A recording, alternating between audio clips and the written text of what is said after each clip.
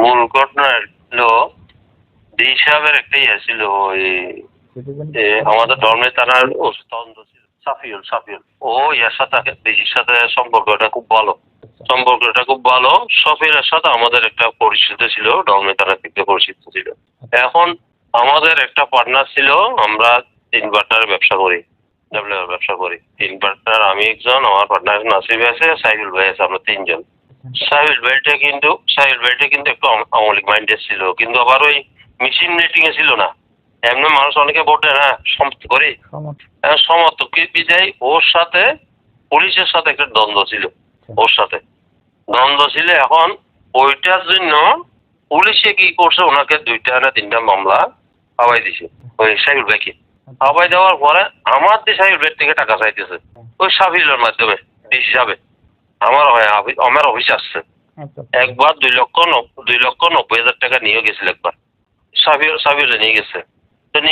নিয়ে যাওয়ার পরে আবার কি কয়েকদিন পরে আবার সেই সময় রমজান গেছে, রমজানের পরে না আগে এরকম হবে, আবার আসছে হঠাৎ আপনি হঠাৎ সাহেব বেরিয়ে ডিসি সাহেবের সামনে নিয়েছেন।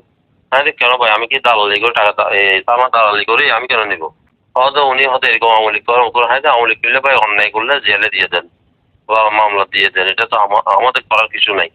তো এই হতে না ওনাকে স্যারে টাকা না দিলে, ডিসি সাহেবের টাকা না দিলে হয়তো ওনাকে ফাঁসাই দিব। তা আমি কি হচ্ছে সাহেবরা কি করছে, যেহেতু উনি মামলা হয়েছে উনি চলে গেছে, উনি নাই, আউটে গেছে। তো আউটে গেছে, এখন উনি ছাপ দিতেছে আমাকে টাকা নিয়ে দেওয়ার জন্য। এখন আমি বলছি যে ভাই এই ব্যাপার আমার এখানে আসি না, অনেক সময় টাকা টুকার ব্যাপার আসি না, আমি আর এইসব টাকা টুকা আমি নিয়ে দিতে পারবো না। আর এটা তো আমি কি থানা দালালি করি, আর এইসব টাকা কেন চাইবো, কিছু জনের টাকা চাই, তাহলে না এখানে 10 লাখ টাকা নিয়ে দিতে হবে। আচ্ছা যাই, এটা বলার পরে আমি যখন না বললাম, এখন ওই তিনি এখান থেকে সাসপেন্ড হয়ে গেছে। এর আরো যখন অনেক ক্লেম আসছে সব ছবি হলে এখান থেকে সাসপেন্ড হয়ে গেল। সাসপেন্ড চলে গেল কোথায়, কর্ণফুলি থানাতে। কর্ণফুলি থানায় তো মনে হয় আমেরিকা হয়েছে, এখান থেকেও সাসপেন্ড হয়েছে। এইভাবে কি করছে, বর্তমানে বাবুল আজাদ আসছে ইয়াতে ধর্মিক থানাতে। এই আরো খারাপ লোক, এই আরো বাজে লোক। এই আমার থেকে মনে হয় 12-13 দিন আগে 10-12 দিন আগে 50,000 টাকা আমার থেকে আইসে যে আমার একটা জায়গার বিষয়, ওনার কাছে আমি গেছিলাম, আমার একটা জায়গার বিষয় দেখ বলছে তো আমি করে দিব, অংশ আমাকে টাকা দিতে হবে। পুলিশ তো টাকা ছাড়া হয় না। তো দেখ আমি 50,000 টাকা দিছে, দেখ খাইলে হাত ধরুকবে, তারপর আমার শান্তি থাকি, আমার জায়গাটা আমার রিলিজ করাই দাও। এটা বলো, আমি চলে আসছি।